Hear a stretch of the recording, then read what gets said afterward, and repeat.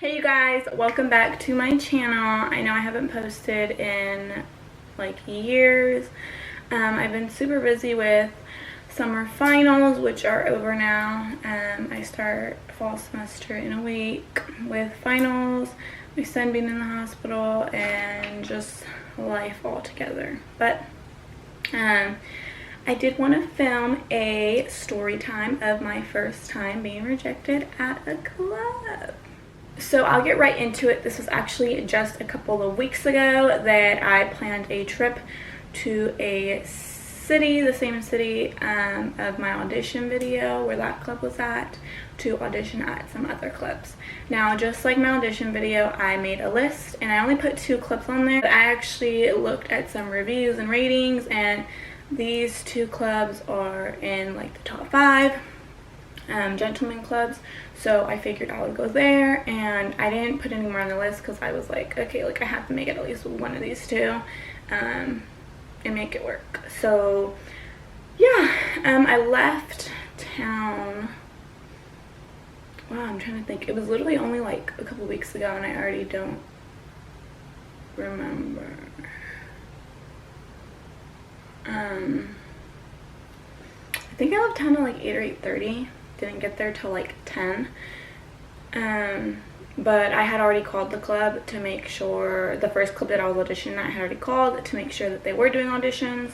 And when we got there, we asked auditions, they asked for IDs, we went in, the manager brought us into one of the private dance rooms to change, and I was actually confused. The friend I was with wasn't, but I was like, oh, that's weird, usually they put you in the locker room. And I was over here thinking like, oh, they don't even got a locker room. So I was like super confused. And just like, no, every time like I've auditioned, they always put me in like one of the private dance rooms or like in a private area. And I was like, oh, because every club I auditioned at, like they put you in the locker room. So I don't know, I guess it depends on the club. But yeah, we changed in one of the private dance rooms. I'm guessing it was the manager, but the manager told us that the owner wasn't there yet. So we could just sit on the floor with the other girls and just wait until he got there. And then he was going to put us on the stage. They only had one stage. It was like a really ginormous, huge stage with 3 poles. They looked to be stationary, but he told us we were both going to audition at the same time.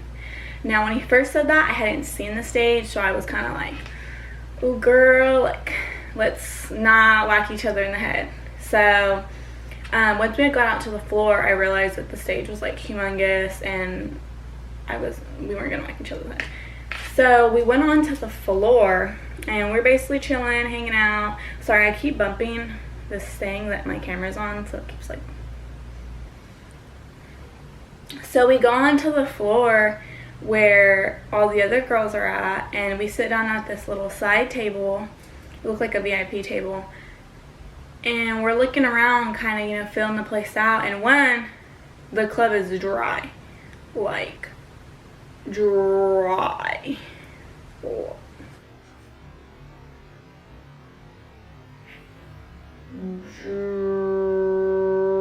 Dry. Like, and you know, it was a really, really nice club. Like, it was really nice. It seemed like, you know, a high-class gentleman's club, but there was no men in there. There was 2 guys at the stage, and that was literally it. And they were tipping like $2. The 2 girls that had performed back to back were like so freaking irritated. So my thought was like, okay, is this even a good club? You know, it was already past 10 at that point on a Friday night, like, you know. So my thought process was, okay, is this even a poppin' club to make good money at? And then the second thing, after sitting there for a while and looking at the girls, they were all platinum blonde, fake titty, more than half of them had fake asses, blue eye, I think I already said that, did I say that? Bimbos. So me and my friend, because we're both Hispanic, are looking at each other like,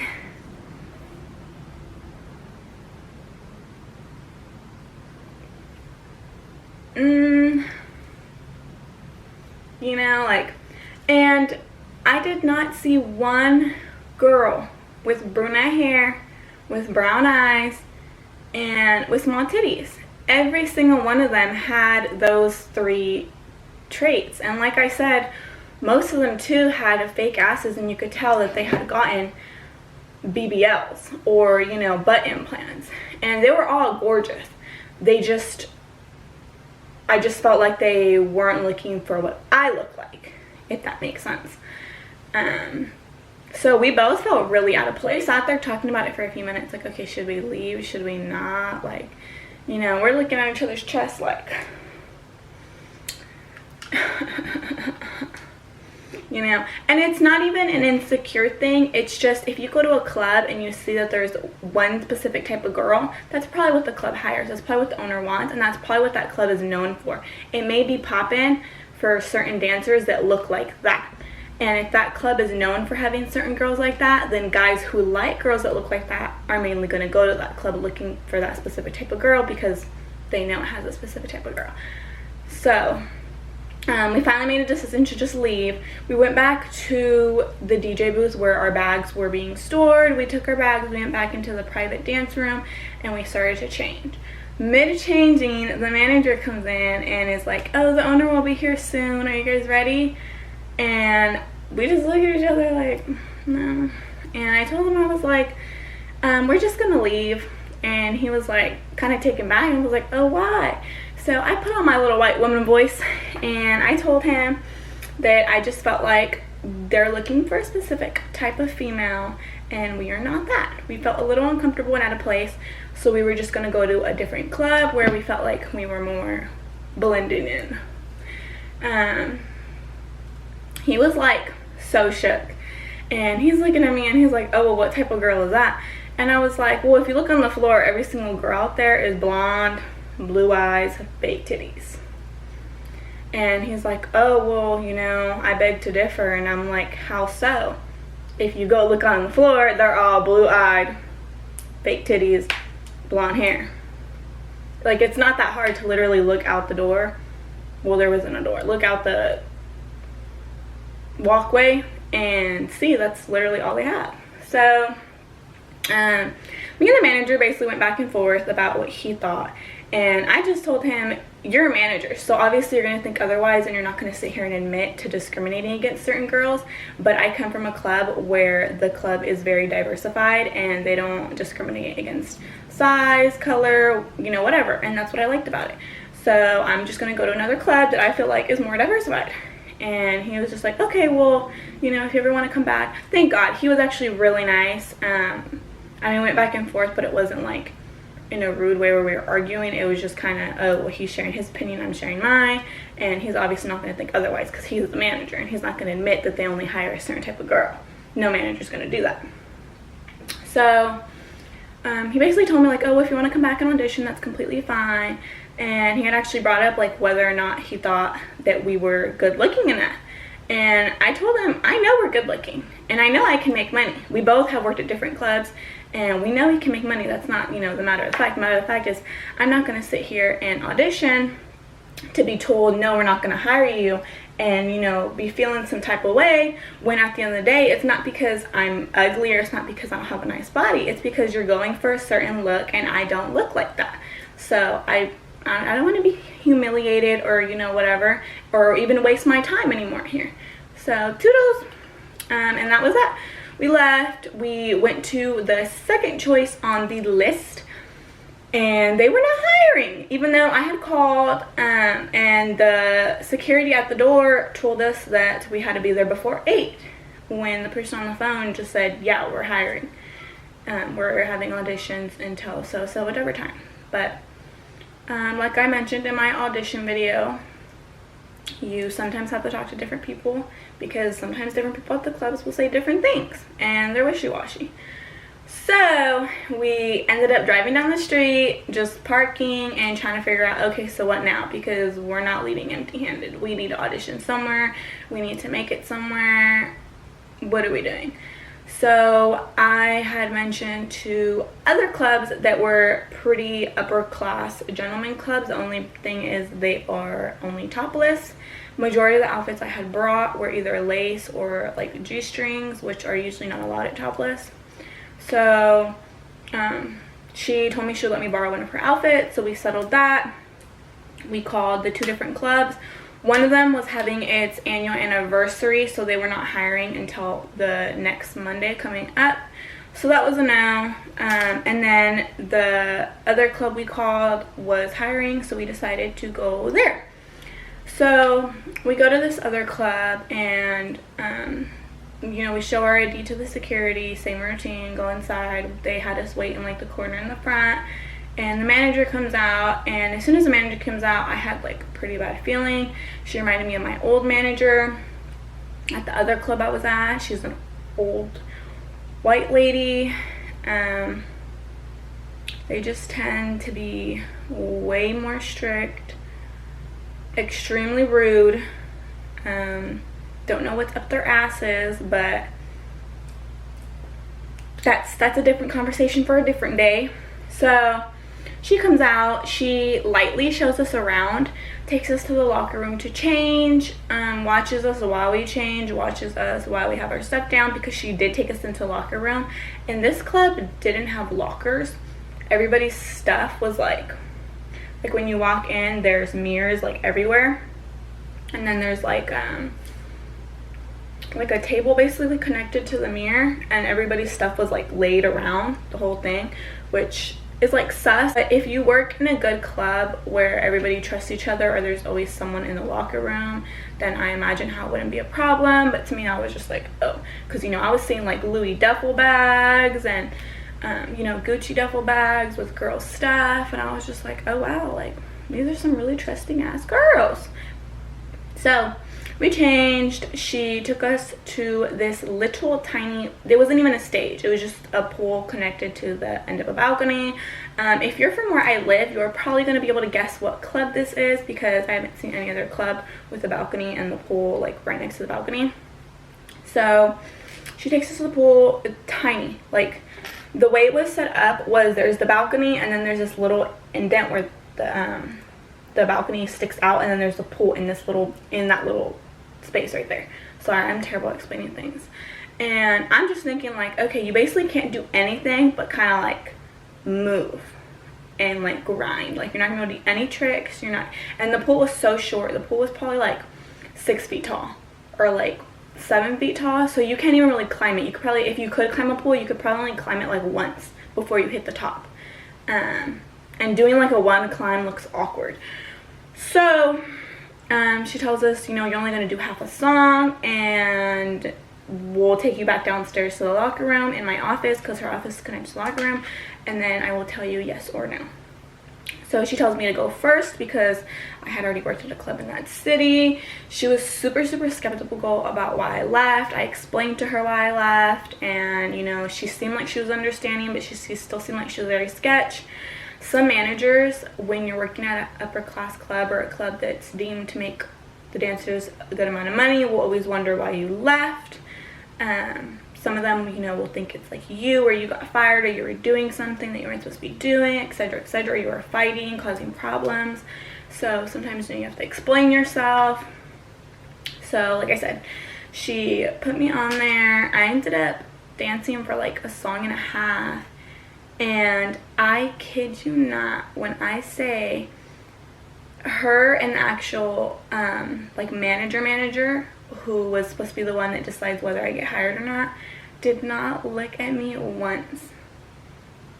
Like literally my whole dance song and a half that I was on that crowded tiny little pool, they did not look at me once.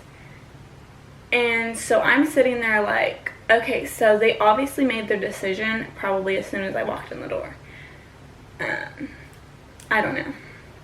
So then my friend goes up, and you know, she kills it, and she does her thing, and they glanced at her like a couple times, you know, they were looking at her a little bit, and so I'm thinking, okay, like that's so weird, like, you know, like I'm hella confused. So she gets off the pool, and you know, the manager, the girl manager, I'm guessing she's like assistant manager, she takes us back down to the office, and the manager, the actual manager who's basically the judge, he didn't talk to us at all. He didn't really even look at us, like nothing. He just went up there, watched us, but not really watched us, and like left. So I'm already getting like a kind of bad feeling. But then she takes us to the office, and then I start thinking like, okay, she's taking us to the office, so like maybe she's gonna hire us, maybe we're gonna do paperwork, who knows, positive vibes, you know. And we get to the office and she just goes, it's a no, in like the rudest way, like, you know, looking us up and down like, ha ha ha, you bitches didn't make it, it's a no. And so I'm just like me and her look at each other hella taken back, me and my friend, and we're just like, okay. And you know, I wasn't gonna be rude or anything, because at the end of the day, clubs, they might say no, but you can always come back and retry and you might get hired. I know clubs that, you know, my friend was at, that she had to audition like 3 times before she got hired. Some clubs are just like that. Some clubs aren't even hiring at the moment.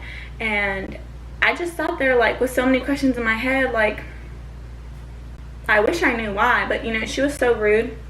As soon as we walked out the office, she was mumbling something. My friend said that she's pretty sure that she said it would have been a no for me too. I didn't hear her, but I did hear her mumble something. My friend was closer to her than I was, so I'm sitting there like, okay lady, you're literally in your 60s bashing on some 20-year-olds. Like, I'm sorry that you're not good looking enough to be dancing anymore now that you're living off of, you know, getting tipped out at the end of the night by the dancers, but that's not my issue. It sounds like a personal issue, so don't take it out on me. Okay? We start changing, and the whole time we're changing, it's just a much different look than when we were changing to, you know, audition.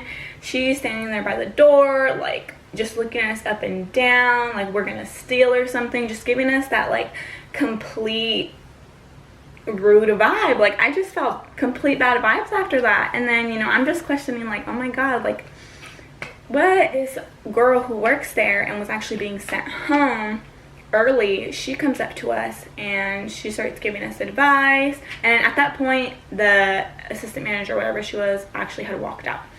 So the entertainer who had worked there, she came up to us. She was telling us, you know, what she thinks we did wrong. And, you know, I took it and I told her thank you. And she told us, you know, audition again, come back and just fix what you did wrong. And I'm like, okay, dope. And then I'm also sitting there like confused, because she did not watch us audition. So how she got this information as to what we did wrong, I have no idea. But then the assistant manager comes in and thanks her. So then I'm sitting there like, okay, I'm so, like, my mind is like, whoa, like hella confused. Like, okay, did the assistant manager tell this girl to tell us what we did wrong and come back? Or are they not even hiring, because they were literally sending girls home early? And you know, as soon as we had walked onto the floor to get to where the balcony was and the pool was, I can't lie, like, the club was popping. There was money everywhere, but on top of, you know, being a bunch of money everywhere, I saw a ton of girls. Definitely more girls than there were people, but there was a lot of people. So my thought process was, okay, you know, maybe they're not even hiring right now. But then I'm also thinking, okay, well, if they're not even hiring because they have too many girls, then why did she even have us change? Why did she even have us, you know, perform for a song? Like, it just, you know, it doesn't, I just had so many questions. It was just very frustrating sitting there and wondering, okay, like, what did I do wrong? But then I'm also sitting there like, okay, you know, it's not that serious. You're still a bad bitch. You know, don't let this old lady play with you, play with your feelings, play with your emotions. Don't let her do it. You know, you're good. You're a bad bitch. You're a bad bitch. You're that bitch. You're that bitch. It ain't nothing. I ended up leaving, you know, after the assistant manager had thanked the entertainer or whatever. She ended up walking us out, and that was that. I had got rejected for the first time ever, and I just felt like, okay, it's a sign. You know, it must be a sign. I mean, and it is what it is. It'll happen to some of us. You just can't let that type of stuff intimidate you or frighten you for your next audition. You gotta keep pushing. Go to a different club. It obviously wasn't meant to be. the 2.5 hour commute on traffic days just wasn't meant to be. Something is in the future bigger and better, more shmoney, and that's that. I actually wasn't as bothered as I thought I was going to be. My biggest fear when it comes to dancing is the rejection aspect, like just being rejected.